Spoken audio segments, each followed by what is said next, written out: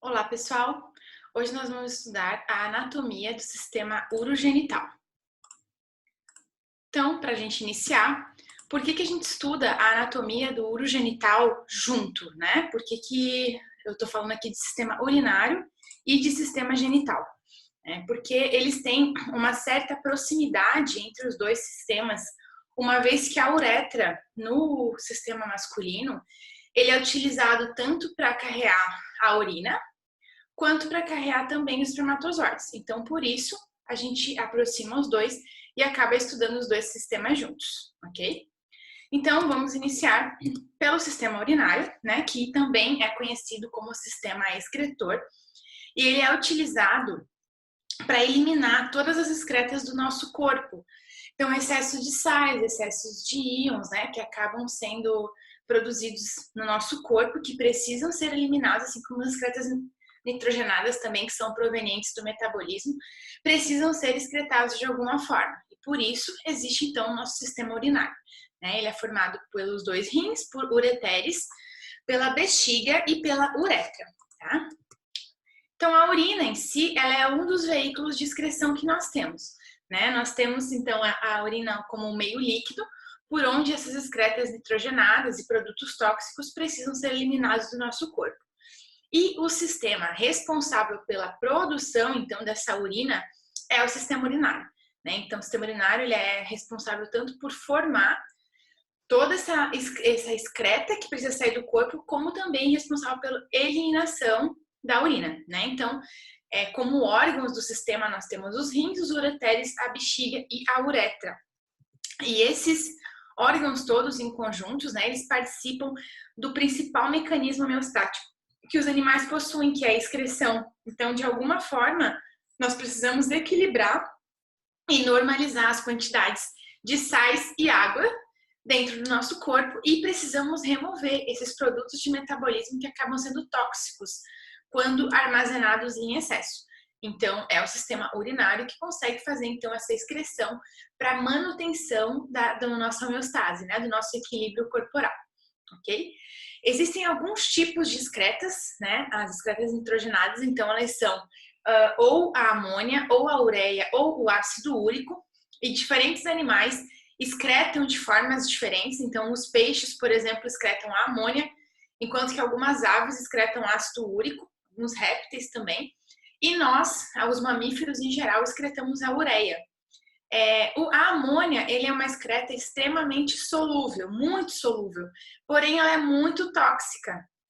Então, os peixes, eles fazem esse tipo de excreção porque lá no mar, né, como eles estão em um mundo de água, essa diluição da amônia acontece de maneira que não prejudique os organismos. Então, a gente tem ali, né, no caso dos peixes, uma excreção que é tóxica, porém, ela é extremamente solúvel, conseguindo se diluir naquele mundo de água. E por outro lado, né, o ácido úrico, ele não é muito tóxico, mas ele é insolúvel, então seria difícil a gente ter essa forma de excreção. Inclusive, a gente excreta assim, ácido úrico através da pele, né, no nosso suor, nossas glândulas sudoríparas excretam ela junto com o sebo da pele, mas em baixas quantidades. A maior excreta nitrogenada que nós excretamos é a ureia, né? Então, a ureia ela é tóxica, só que ela é solúvel.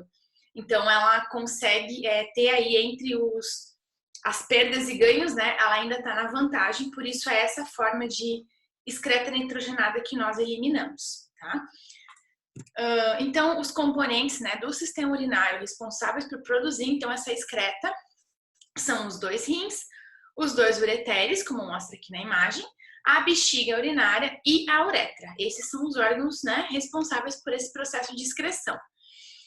Em relação à função de cada um desses órgãos, a gente vai detalhar eles todos, mas só para a gente ter uma ideia geral, os rins eles são responsáveis pela produção da urina.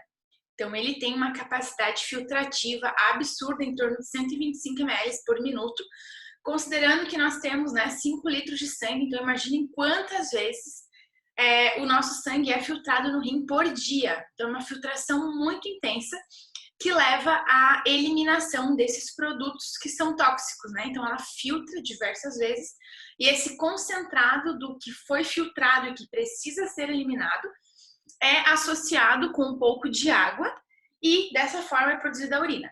Então, função de produção é exclusiva dos dois rins.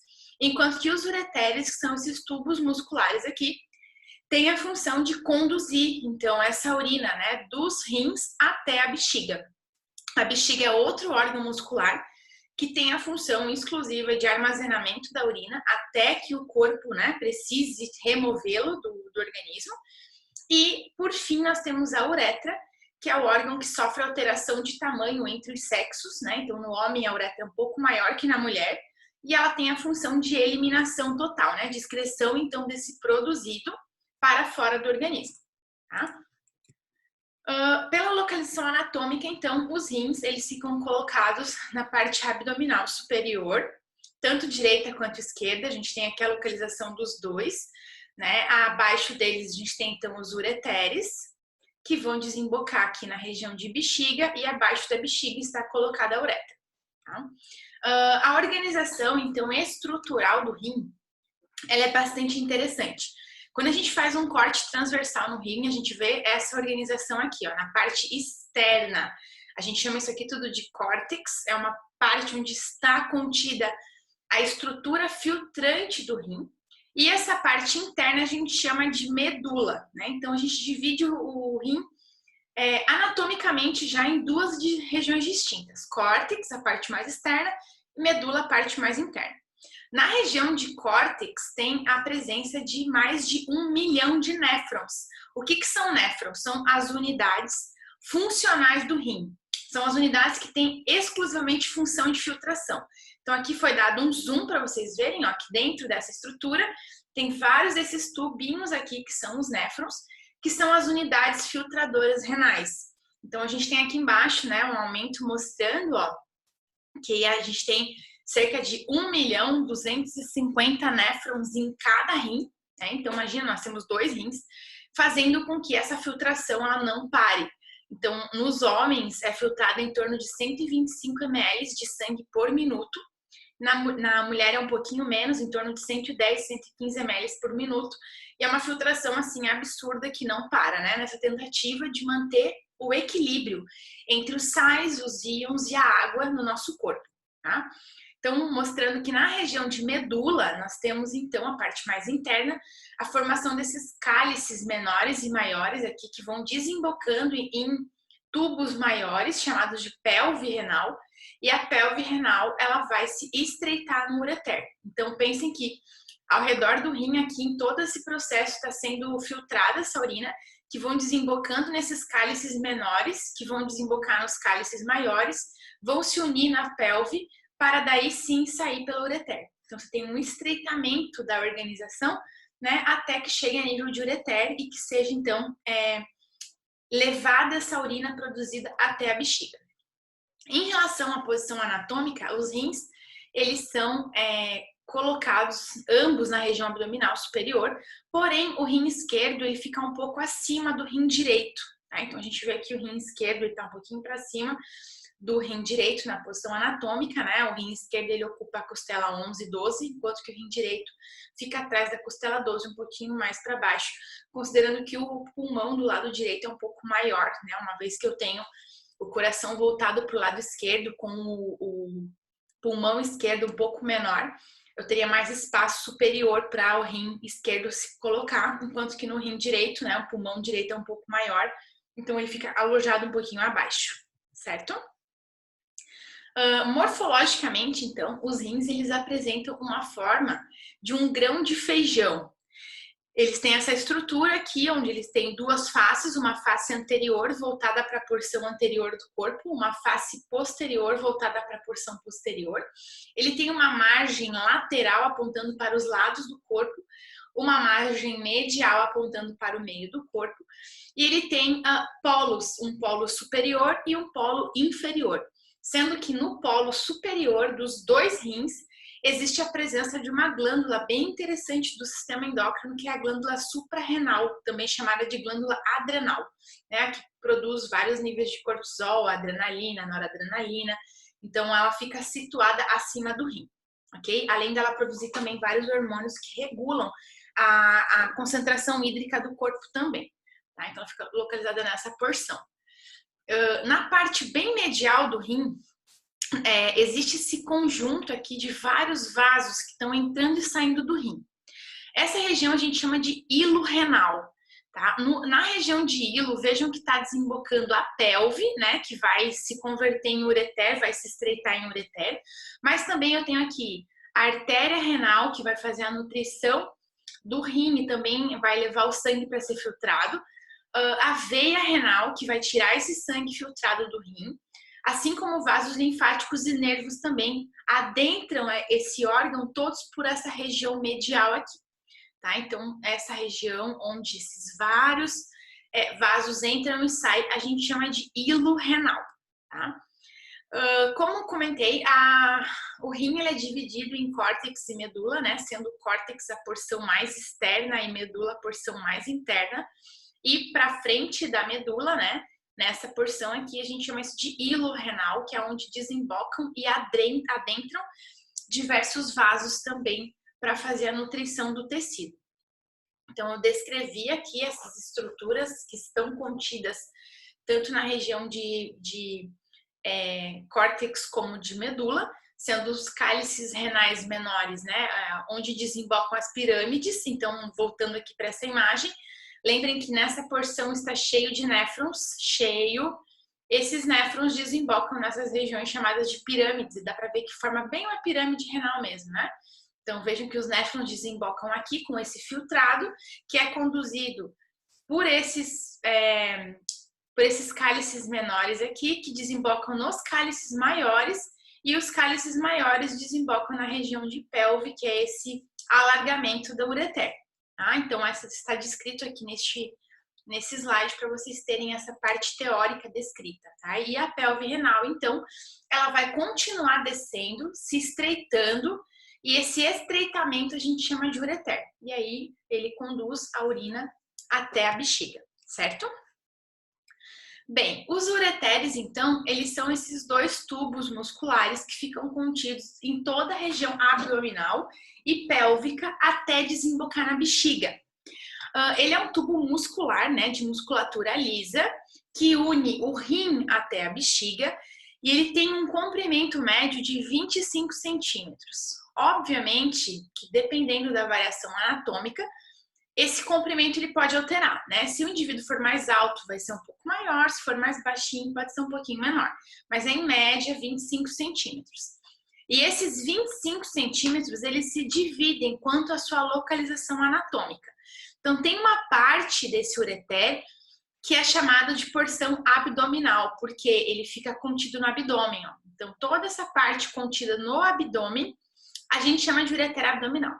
Quando o ureter perpassa o músculo e a cintura pélvica óssea, mais ou menos a partir daqui, ó, a gente passa a chamar, então, esse ureter de ureter pélvico, porque é na região onde ele está na pelve. E quando ele vai adentrar a bexiga, que ele passa pelo muro da bexiga, a gente chama de parte intramural, bem essa passagem. E aí, ele desemboca no chamado ósteo ureteral dentro da bexiga. Então, tem dois ósteos ureterais, onde o ureter desemboca na bexiga, ok?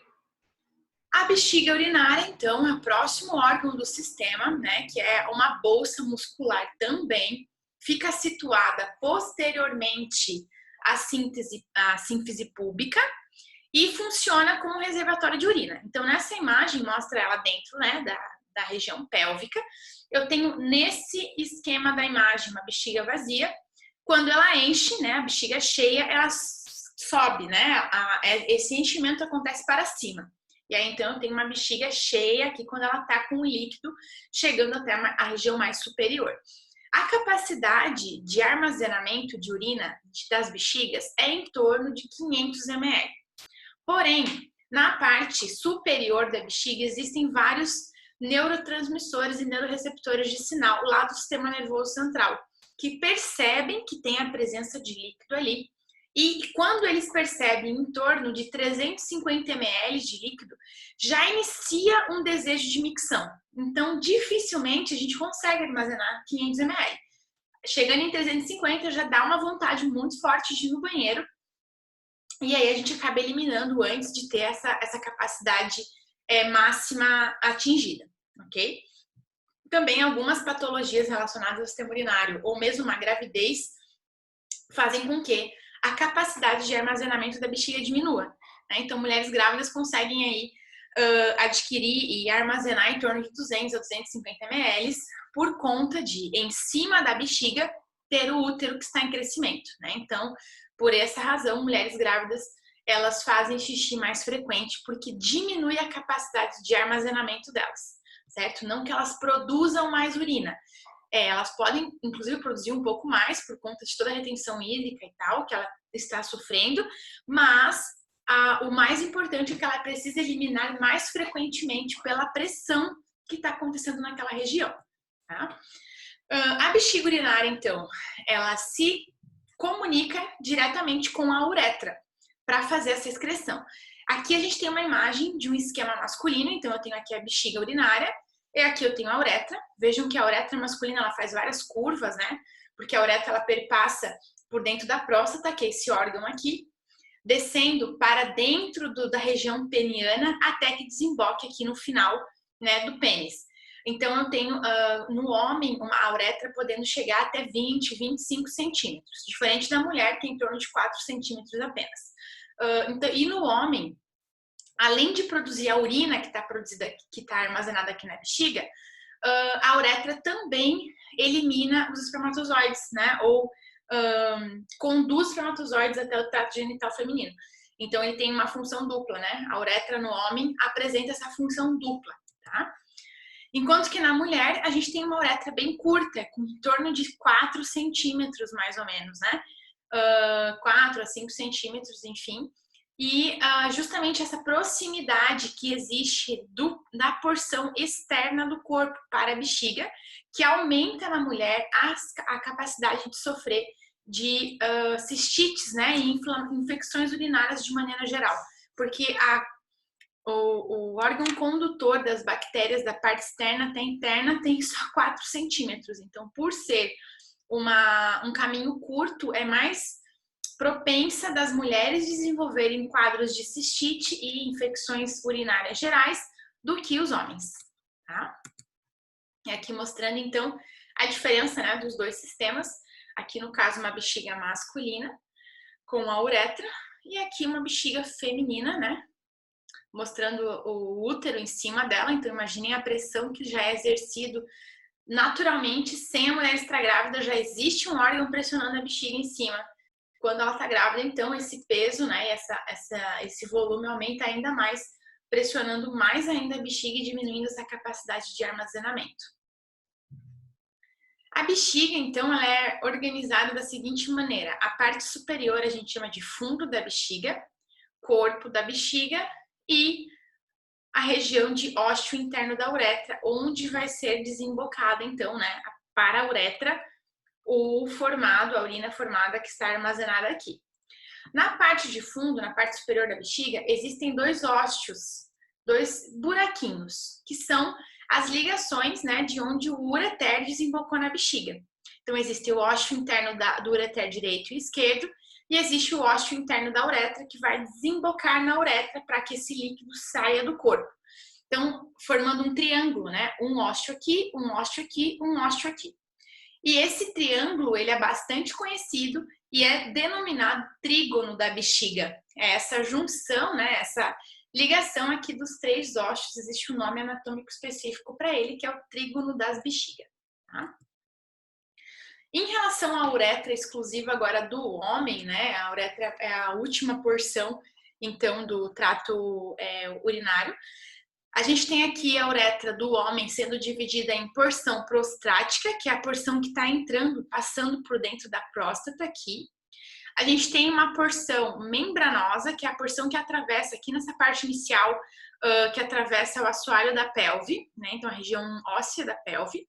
E dentro, efetivamente, do pênis, a gente chama de uretra esponjosa, dentro do corpo esponjoso do pênis, ou pode ser chamada também de uretra peniana, né, por estar dentro do pênis. Então, essa é a divisão dela, parte prostática, parte membranosa e aqui a parte esponjosa da uretra. enquanto que na mulher, por ser um órgão mais curto, em torno de 4 centímetros, ela não tem uma divisão de nomenclatura. E lembrando que na mulher a uretra é exclusiva para a eliminação da urina, apenas a urina. Enquanto que no homem ele libera, né, tanto a urina quanto o esperma. Na mulher é um órgão exclusivo para eliminação mesmo de excretas. Ok? Aqui mostrando então a diferença entre as duas, né? Aqui a uretra feminina, em torno de 4 centímetros, aqui toda a uretra masculina, em torno de 20, 25 centímetros, dependendo do tamanho peniano. É a única parte do sistema urinário que difere entre os sexos. E lembrando que na mulher a uretra é exclusiva para excretar a urina. E no homem é uma exclusão dupla, né? Então você excreta tanto a urina quanto os espermas. Certo? Então, entendendo a questão do sistema urinário, a gente passa agora a ver o sistema reprodutor ou o sistema genital masculino. O sistema genital masculino e feminino, eles são formados pelos mesmos tipos de órgãos, com mesmas funções, porém que recebem nomenclaturas diferentes. O sistema feminino ele é um pouco mais complexo, uma vez que nós temos órgãos adicionais que permitem que o nosso corpo faça a gestação, né? Então eu consigo gerir uma vida dentro de mim e eu preciso ter também meios para nutrir esse bebê. Então a gente também tem informação de glândulas mamárias, que é diferente dos homens, né? Então vamos começar pelo mais simples, que é o sistema reprodutor masculino, e depois a gente vai para o feminino. Então, começando aqui, a gente tem inicialmente no homem o testículo, que é um órgão chamado de gônada, e é uma glândula, então ele produz os gametas e libera hormônios. Esse testículo ele está ligado ao epidídimo, que é como se fosse um chapéuzinho dele, que é um órgão responsável pela maturação dos espermatozoides. Subindo aqui, ó, a gente tem o ducto deferente, que carrega os espermatozoides do testículo, né, do epidídimo, até a região onde estão as glândulas do sistema, que é a vesícula seminal e a próstata. Esse ducto deferente, quando passa pelas glândulas, recebe o nome de canal ejaculatório, e esse canal ejaculatório é levado até o pênis, né, onde a gente tem o desemboque aqui da uretra, e a uretra elimina, então, dentro do pênis, né, por dentro do pênis, ela passa e elimina os espermatozoides. Então, a gente tem todas essas nomenclaturas aqui, e a gente vai ver agora esses órgãos separados. Então, o sistema genital masculino, ele tem a função, né, de reprodução e perpetuação da espécie. Essa é a função evolutiva dele. E ele tem todo um aparato de órgãos preparados para a cópula, né, para permitir essa aproximação entre os gametas. Então, o conceito de sistema genital é o conjunto de órgãos que formam, emitem e introduzem o esperma nas vias do sistema genital feminino durante o ato sexual. Vocês vão ver que até o pênis é tudo preparado para conseguir fazer a cópula e aproximar os gametas de ambos os sexos para conseguir, né, perpetuar a espécie. Então, nós temos alguns órgãos no sistema genital masculino que estão descritos aqui, e a gente vai ampliar esse estudo um pouquinho mais para cada um deles. Então, a gente tem as gônadas, que são os testículos, né? São os órgãos responsáveis pela produção dos gametas masculinos, que é o espermatozoide. A gente tem as vias condutoras dos gametas, que a gente chama de vias espermáticas, que é por onde o espermatozoide passa até chegar na região externa do corpo. Então, ele passa pelos ductos do testículo, pelo epidídimo, pelo ducto deferente, ducto ejaculatório e uretra. A gente tem o órgão copulador, que é o pênis, né, que permite essa cópula, essa aproximação. A gente tem as glândulas anexas ao sistema, que não fazem parte do tubo, mas que produzem materiais que precisam entrar em contato com esse esperma para conseguir chegar até o corpo feminino, que é a glândula seminal, próstata e a bulbo uretral. Tem as estruturas eréteis, que mantêm o pênis, né, ereto e possibilitando, então, a cópula em si, que são os corpos cavernosos e esponjosos do pênis. E tem os órgãos genitais externos, que é o pênis e o escroto, né? O que está do lado de fora do corpo, que é o pênis, o órgão copulador, e o escroto, a região que abriga os testículos. Então, vamos começar a ver cada um deles, né? Aqui uma imagem geral, mostrando onde está o testículo e o epidídimo e parte inicial do ducto deferente, onde eu vejo que tem aqui uma bolsa escrotal, né, fazendo essa separação aqui do testículo e do epidídimo. Esse ducto deferente, quando passa pela próstata e pela vesícula bulburetral, a gente chama essa porção aqui, ó, de ducto ejaculatório. Posteriormente, o ducto ejaculatório desemboca na uretra e vai ter a saída dentro do pênis até chegar na uretra, porção final, ok? Começando então pela bolsa escrotal, né? A bolsa escrotal também é chamada de escroto e é a bolsa formada por músculos e camadas de tecido conjuntivo e pele, onde ficam contidos os testículos.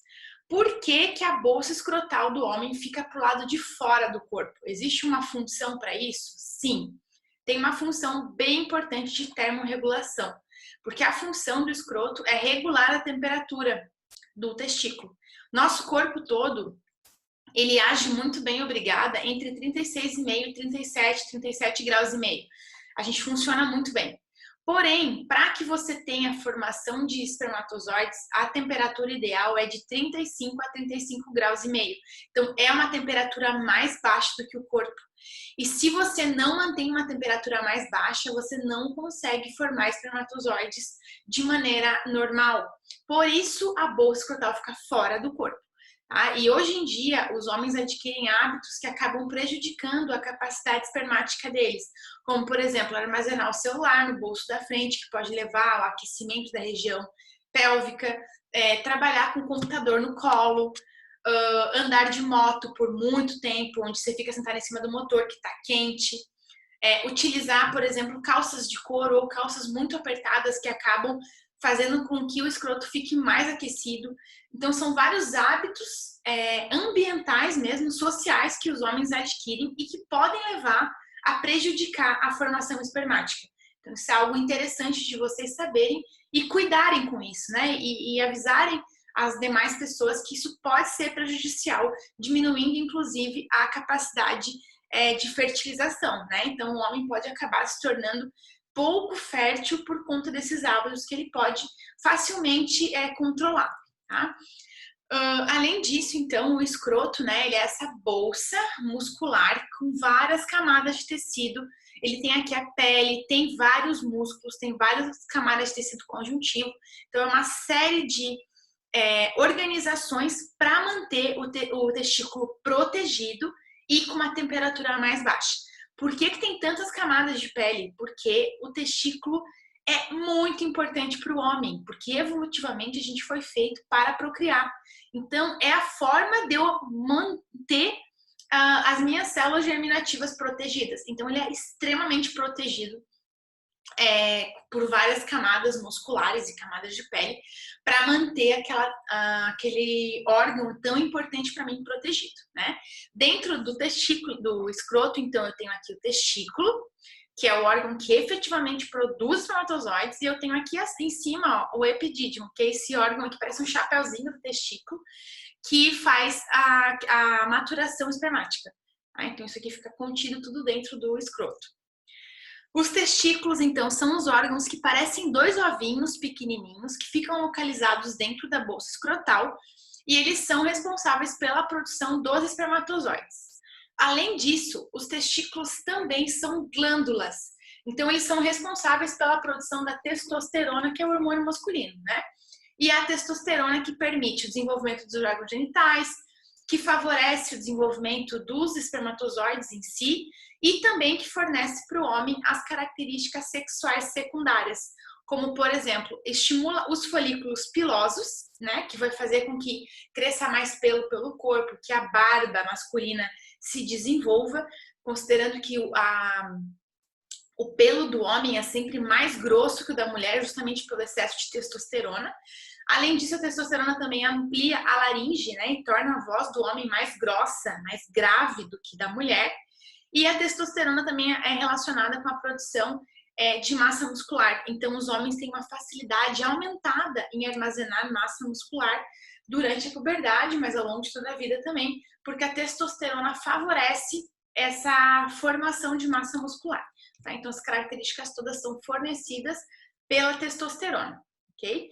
E quando a gente faz um corte transversal no testículo para ver o que tem dentro, a gente vê que ele é todo organizado com túbulos, que são esses tubinhos que mostram aqui nessa imagem, ó. A gente chama esses túbulos todos de túbulos seminíferos e eles são responsáveis pela produção espermática. Então, todos esses fios aqui fazem a produção do espermatozoide. E as células ao redor do fio, que são as células intersticiais, produzem a testosterona. Então, você tem tanto a produção espermática quanto a produção hormonal no mesmo órgão, feito por células diferentes, tá? E pasmem, mas a gente tem, os homens, né, eu não, mas os homens têm em torno de 250 metros de fio em cada testículo. Então, tudo isso que a gente está vendo aqui, ó, se eu pegar e colocar ele em linha reta, tem cerca de 250 metros de fio em cada testículo. Isso faz com que o homem seja uma fábrica de espermatozoides. Ele tem 500 metros de tubo produzindo uma célula microscópica durante o tempo inteiro. Então, toda vez que o homem ejacula, ele libera de 200 a 600 milhões de espermatozoides. E aí eu pergunto para vocês, será que se o homem for ejacular de novo 5 minutos depois, será que diminui a produção espermática e a liberação? Não, a liberação é a mesma. Se ele acabou de ejacular e ejacula 5 minutos depois de novo, ele libera de novo de 200 a 600 milhões de espermatozoides. O que pode diminuir na segunda liberação, na terceira liberação, é a quantidade de líquido que sai, porque as glândulas seminal e prostática não conseguem dar conta de produzir tanto líquido, mas a quantidade de espermatozoides segue a mesma, porque ele tem 500 metros de fio produzindo espermatozoides o tempo todo. Tá? Então, uma produção assim em série absurda, né? E aqui mostrando então de novo essa organização, vários fios, né? Que são esses túbulos seminíferos que produzem então o sêmen. E a gente tem abraçando tudo isso uma camadinha chamada de túnica albugínea, que é uma camada de proteção para os testículos. Tá? Acima do testículo, então, a gente tem esse órgão aqui que é o epidídimo. Enquanto o espermatozoide é produzido no testículo, ele é levado posteriormente ao epidídimo por esses canais de comunicação que mostram nessa imagem, que faz com que o epidídimo mature esse espermatozoide. Então, pensem que o testículo produz, mas quem faz a maturação e o acúmulo do espermatozoide produzido é o epidídimo. Então, ele também é formado por fios, se a gente olhar aqui nessa imagem, ó, são vários túbulos também, os túbulos epidídicos, que fazem tanto a maturação quanto o armazenamento desses espermatozoides que irão ser liberados através desse ducto aqui, ó, que é o ducto deferente, tá? Então, o epidídimo ele é dividido em cabeça, que é a porção superior que abraça o testículo, corpo e cauda. A cauda é essa porção aqui em contato com o ducto deferente que está subindo e que vai levar esse produzido até as vias de ser eliminado pelo corpo, tá? Aqui mostrando de novo, então, a parte da cabeça do epidídimo, que tem contato direto com o testículo, por onde, né, o testículo passa os espermatozoides, e aí ao longo de todo o epidídimo vai acontecendo a maturação e o armazenamento dos espermatozoides. Quando o ducto deferente, então, sobe e se aproxima da próstata, ele recebe os líquidos de duas glândulas importantes, que é a glândula a próstata e a vesícula seminal. Quando ele recebe esse líquido, ele passa a ser chamado de ducto ejaculatório, que é o que está aqui dentro da próstata. Tá? Então, deixa eu ver se tem uma outra imagem que mostra melhor. Aqui, ó. Aqui eu tenho o ducto deferente subindo lá da região de epidídimo, passando aqui por trás da bexiga. Essa aqui é a vesícula seminal e aqui eu tenho a próstata. Então, quando ela recebe o líquido dessas duas, mais ou menos essa porção aqui é denominada de ducto ejaculatório, que irá desembocar na uretra, né, para que ela saia lá pelo pênis. Tá? Então, tem só uma questão de nomenclatura para ver em qual porção desse ducto aí a gente está falando. Como órgão, então, copulador no sistema, a gente tem o pênis, né? O pênis ele é formado por uma região chamada de raiz, onde ele está ancorado na pelve humana, uma região chamada de corpo e a glande, que é a porção final do pênis, né? E aí a gente tem algumas, na maioria dos homens, a gente tem ao redor da glande um tecido conjuntivo de proteção, que é o prepúcio, que é esse tecidinho aqui, que algumas pessoas removem por questões religiosas, e aí ficam sem essa camada de proteção, tá? Porém, em alguns homens, eles já nascem com um prepúcio muito grande, que acaba dando o processo de fimose, que é uma infecção que pode dar, né, por conta dessa dobra de pele. Então, aí é opcional, né, tirar ou não retirar, dependendo do processo patológico que pode estar acontecendo ali.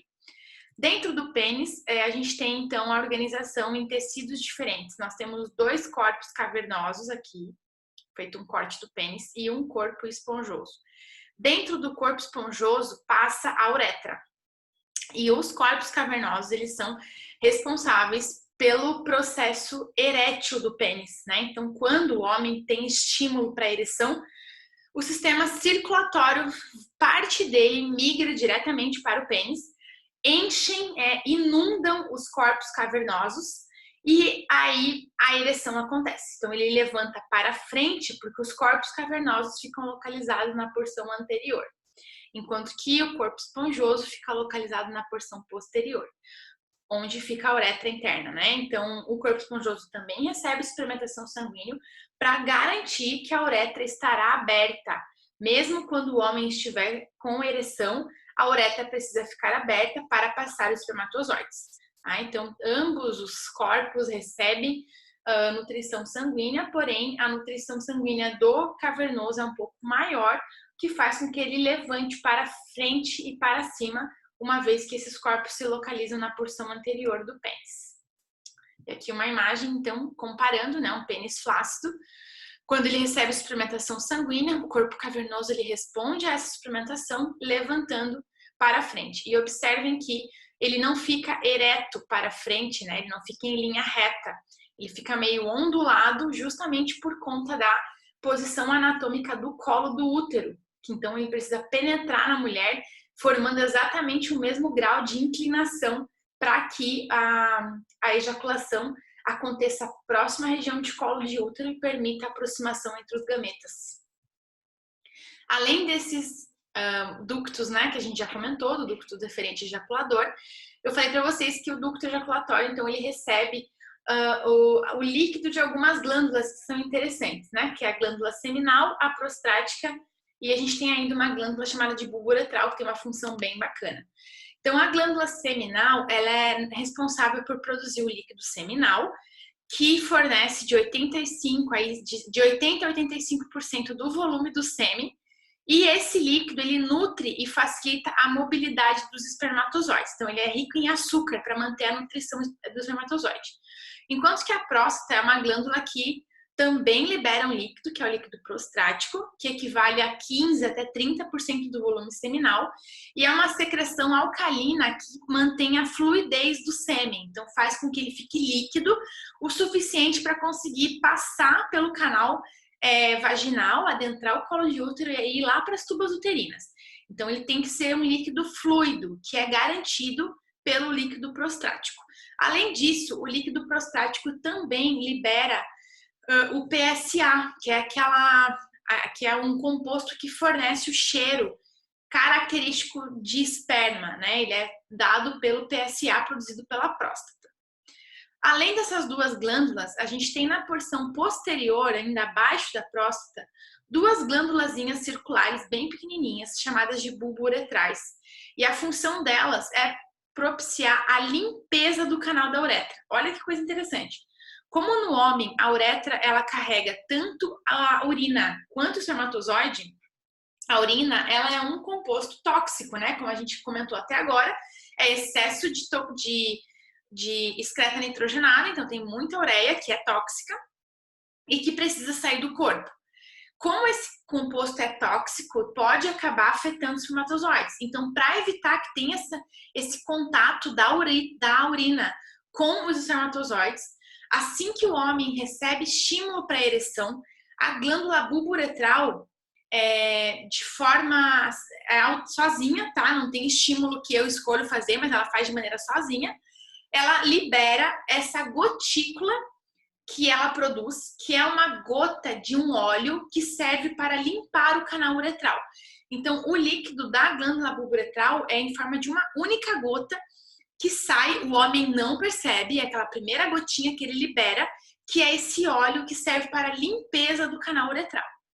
Porém, no ducto da glândula bulbo-uretral pode ser que tenha ficado espermatozoides ali. Por isso que a primeira gota pode se engravidar, né? Essa primeira gotinha que sai pode acabar carregando espermatozoides também, caso tenha ali já.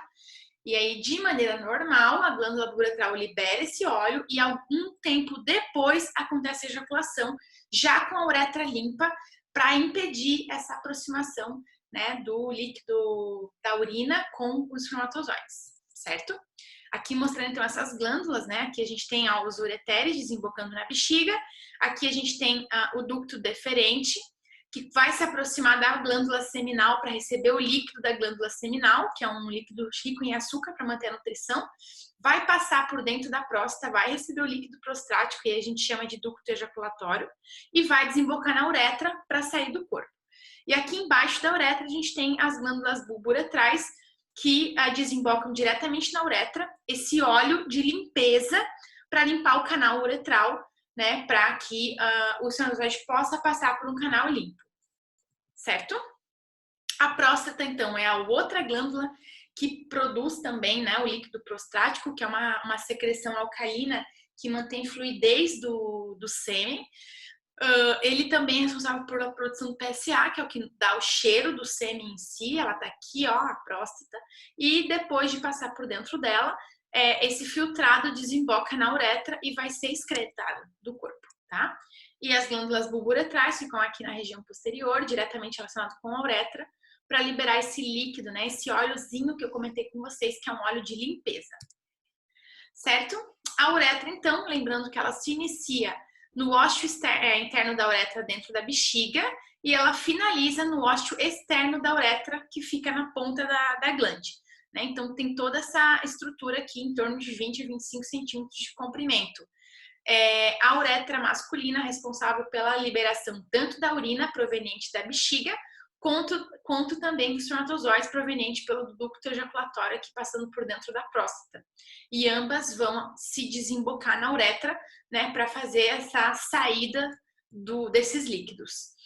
E a uretra, então, ela passa sempre o pênis, né, para fazer essa saída. Então, precisa garantir que tenha também suplementação sanguínea ao redor do pênis, lá no corpo esponjoso, para permitir que ela fique aberta, mesmo durante um processo de ereção, tá? E aí algumas pessoas sempre perguntam, então, será que tem como eu estar com uma ereção e eu fazer xixi? Não, isso não existe.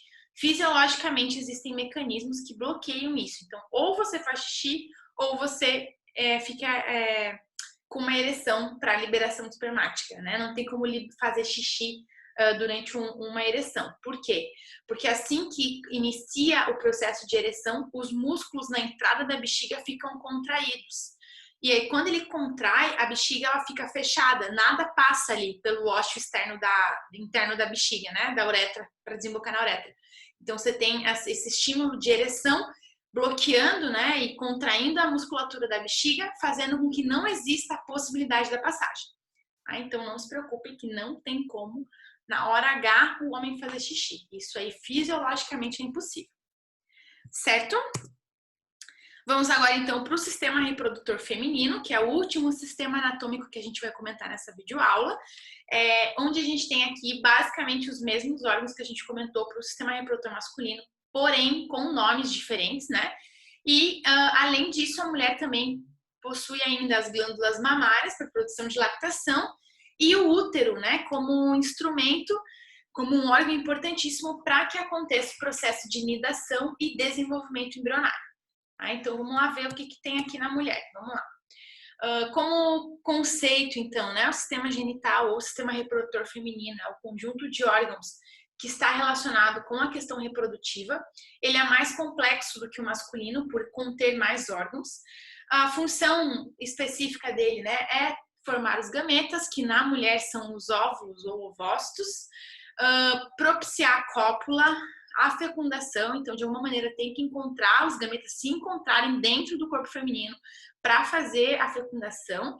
Além disso, ela tem um órgão exclusivo para alojar e manter esse produto da concepção, né, para permitir que o bebê se desenvolva. Assim como esse órgão também precisa ter a capacidade de expulsar o bebê na hora do parto. E também tem as mamas, né, que fazem parte do sistema tegumentar, que é uma glândula diferenciada, mas que entra no sistema genital feminino porque ele tem relação direta com a questão hormonal. Então, são hormônios sexuais femininos que iniciam a questão toda de formação de glândula mamária e início de lactação. Tá? Então, vamos vendo também, de novo, né, um por um de cada um deles. Nós temos, então, os órgãos na mulher que são produtores de gametas, que são as gônadas também, e também são glândulas porque também produzem hormônios. Então, os órgãos produtores de gametas na mulher são os ovários, que produzem os ovócitos. Além disso, os ovários produzem também o estrógeno e a progesterona, que são os hormônios sexuais femininos. Enquanto o homem está suscetível a apenas a ação de um hormônio, que é a testosterona, as mulheres respondem, né, dependendo do momento do ciclo sexual, a 2 hormônios, ao estrógeno e à progesterona também. Além do ovário, então, as mulheres possuem as vias condutoras dos gametas, né? Assim como a gente tinha o ducto deferente lá no homem, aqui a gente tem as tubas uterinas, que fazem com que do ovário esse gameta seja conduzido até o útero. Tá? Então, a gente chama esse pedaço de tubo uterina.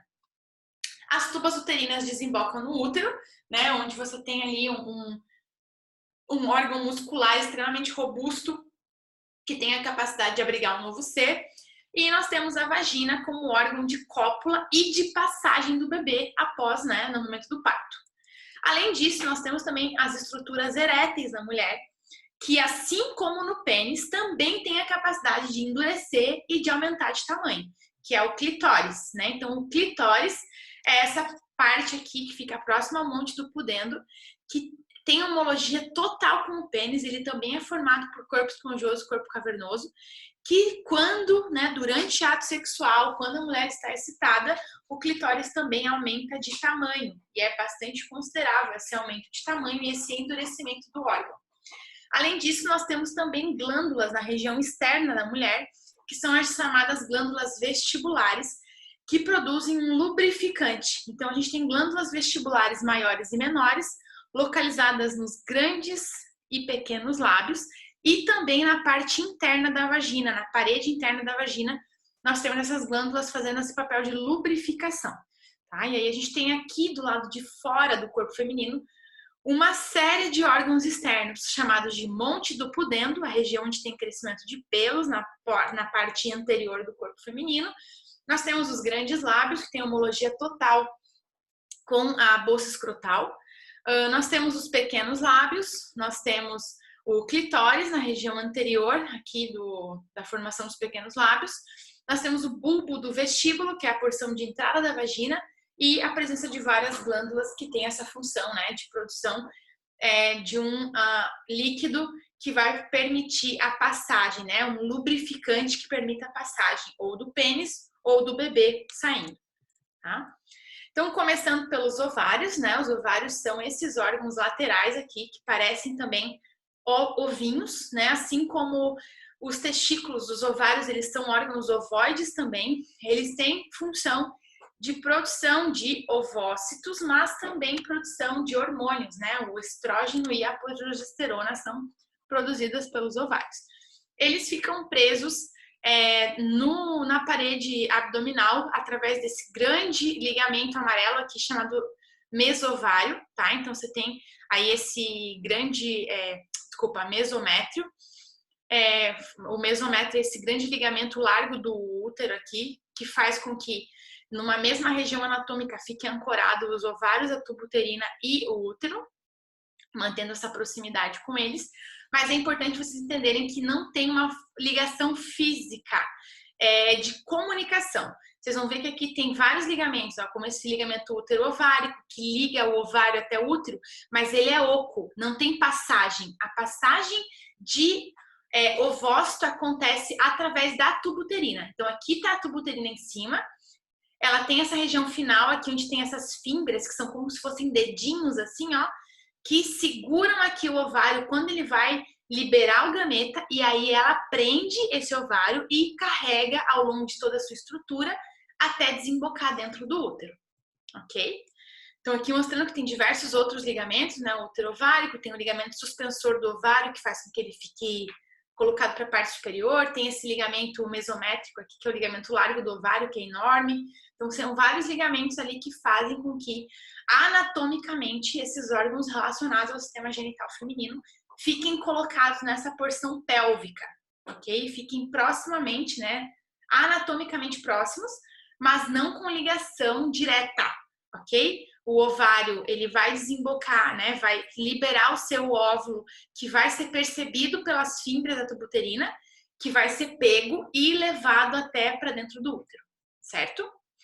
As tubas uterinas, então, são essas tubas aqui, né? Esse tubo aqui, que mede de 12 a 14 centímetros, tem a função de condução do óvulo do ovário até para dentro do útero, e é na tuba que acontece a fecundação. Então, a mulher, né, ela tem essa região aqui final do útero, que a gente chama de colo do útero, e aqui para baixo estaria a vagina, então o pênis adentra a vagina, libera nesta região aqui o seu jato ejaculatório. Essa ejaculação, né, esse produto, o esperma, ele entra dentro do útero e ele se divide, metade vai para cá, metade vai para lá. Nós liberamos um óvulo por ciclo. Isso quer dizer que cada mês a mulher libera, né? Ou a cada ciclo libera apenas um óvulo. E os estudos mostram que eles são aleatórios. Então, tem um mês que eu libero do lado esquerdo, tem um mês que eu libero do direito, no outro eu libero do esquerdo, no outro eu libero do direito. Então, eu tenho essa liberação que ela é síncrona entre os dois lados do corpo. Então, pode ser que a metade que foi pro lado de cá não encontrou nada, mas a metade que foi pro lado de cá encontrou. Então, ela tem essa diferenciação. E justamente é nesse momento, né, que o espermatozoide entra na tuba uterina, é que ele encontra com o óvulo. Então, a fecundação acontece na tuba uterina, tá? A tuba é dividida em 4 partes. Tem uma região aqui de ponta, que são as fímbrias, onde tem esses dedinhos que pegam o ovário e ficam buscando aonde que ele vai ovular. Tem a região de cima, que é uma abertura, que é o infundíbulo. Depois tem uma porção chamada de ampola, e é na ampola que acontece a fecundação. E tem uma parte chamada de istmo, que é um estreitamento, que vai desembocar dentro do útero. Tá? Então, essas são as 4 porções da tuba. E aqui mostrando como acontece essa aproximação, né? Quando o ovário vai liberar o seu óvulo, a tuba ela se aproxima para pegar o óvulo, que está aqui, ó, a bolinha, para que esse óvulo seja carreado até para dentro do útero, tá? Em algumas mulheres acontece uma situação chamada de gravidez tubária, quando a fecundação acontece na tuba, mas permanece na tuba, ela não sai dali. Porque, de maneira geral, quando fecunda na tuba, esse concepto formado ele vai rolando até entrar no útero. Isso é o que acontece normalmente. Em uma pequena porcentagem de mulheres, esse concepto não muda de lugar, ele fica na tuba e aí acaba se desenvolvendo ali. É uma gravidez considerada de risco, tá? Porque a tuba não tem uma capacidade muscular de distensão como tem no útero, né? Então você vê o útero aqui, olha a camada muscular que ele apresenta, e a tuba é bem fina. Então, de maneira geral, os partos, quando vão para frente, né, é bem raro de ir para frente, mas quando vai para frente, desenvolve uma gestação, o bebê ele nasce prematuro, bem pequeno, porque não teve espaço para crescimento. Além disso, a mulher acaba perdendo a tuba, porque ela não se regenera. Tá? Então, gravidez tubárias são gravidez de risco, tá? E aí a gente vem para o útero, então, né? O útero é esse órgão aqui muscular, que quando visto de frente, ele parece uma pera, e ele é o órgão que vai receber os óvulos, né? O concepto, na verdade, já o ovócito fecundado. E é nele que vai acontecer todo o processo de gravidez. Então, o útero ele é um órgão muscular extremamente robusto, esse músculo. Ele é muito, muito, muito grosso. Ele tem uma capacidade expansível absurda. Ele expande até 30 vezes o seu tamanho original quando a mulher está ali nas suas 40 semanas de gestação. Então, tem uma capacidade expansível que é impressionante. E o mais impressionante é que após a gestação, o útero retoma para a posição original. Tanto é que o chamado trabalho de parto só finaliza quando o útero retorna para dentro da pelve, tá? Então, a gente tem aí uma rápida regressão, né, do tamanho muscular uterino.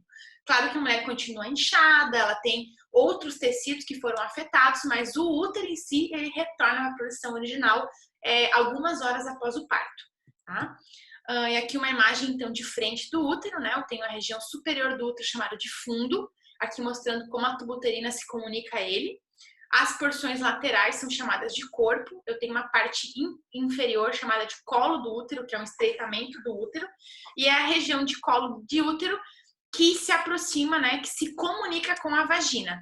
Então, o pênis, ele adentra na vagina, mais ou menos por essa região aqui, o pênis libera seu conteúdo espermático, que adentra o útero e vai migrar para os dois lados, atrás do tão sonhado gameta, né, para ver se um deles consegue fecundar, ok? E vejam que numa visão lateral, que é uma visão anatômica, a gente tem o canal vaginal colocado em uma angulação, exatamente a mesma angulação que a gente observou no pênis, né? Quando o pênis fica ereto, ele não fica assim, ele fica assim para conseguir ter essa comunicação anatômica direta com a região de colo uterino. Tá? E aí ele entra, libera o seu conteúdo que vai entrar no útero e migrar para os dois lados, certo?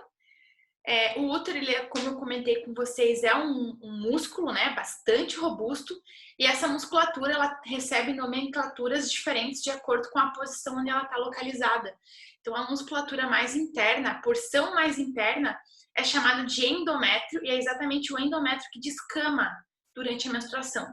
O miométrio é efetivamente o músculo que forma o útero, e por fora a gente tem o chamado perimétrio, que é uma camada, uma serosa, um tecido conjuntivo que reveste a parte externa do órgão. Tá? Então tem essas organizações aqui, sendo que durante a menstruação a gente perde o endométrio, que se refaz a cada ciclo.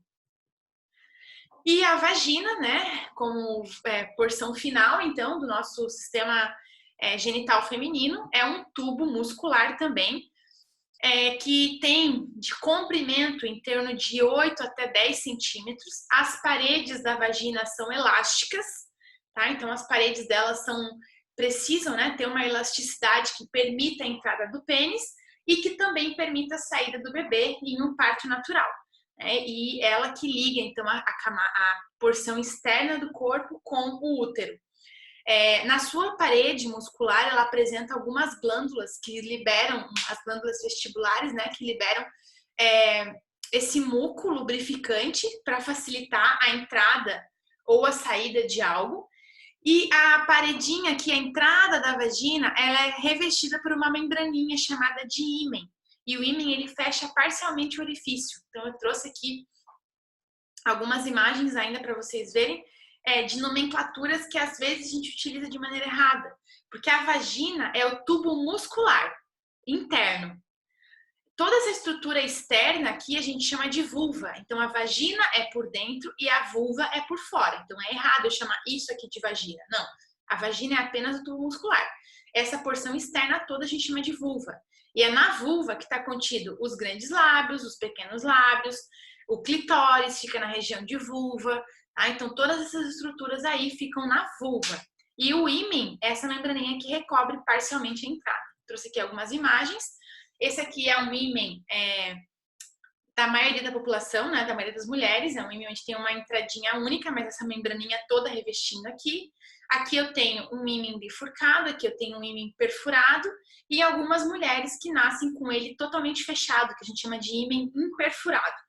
Nesse tipo de situação, antes, quando a menina vai entrar em puberdade, é interessante fazer cirurgicamente uma abertura no ímen, porque senão vai sofrer muita dor com a pressão exercida pela saída da menstruação e a não eliminação, né, do produto da menstruação. E aqui a gente tem o ímen de uma mulher que não é mais virgem, né, para ver como abre completamente aqui essa membrana. É interessante pensar que o ímen é muito fino, tá? É uma membraninha bem fina, então não é apenas em ato sexual que ela rompe. Em mulheres que são mais fisicamente ativas, elas podem romper andando de bicicleta, fazendo esportes de impacto. Então tem várias outras formas de romper o ímen que não é pelo ato sexual. Além disso, uma outra curiosidade é que o ímen é formado por uma membrana avascular. O que quer dizer avascular? Quer dizer que não tem suplementação sanguínea, não tem vasos sanguíneos. Isso quer dizer que o ímen não sangra. Então, não tem como um rompimento de ímen levar a sangramento. Por que algumas mulheres sangram no primeiro ato sexual? Porque a fricção do pênis com a vagina acaba levando a microlesões na parede vaginal que pode levar a um extravasamento de sangue. Não é pelo rompimento do ímen, porque o ímen não tem vascularização nenhuma.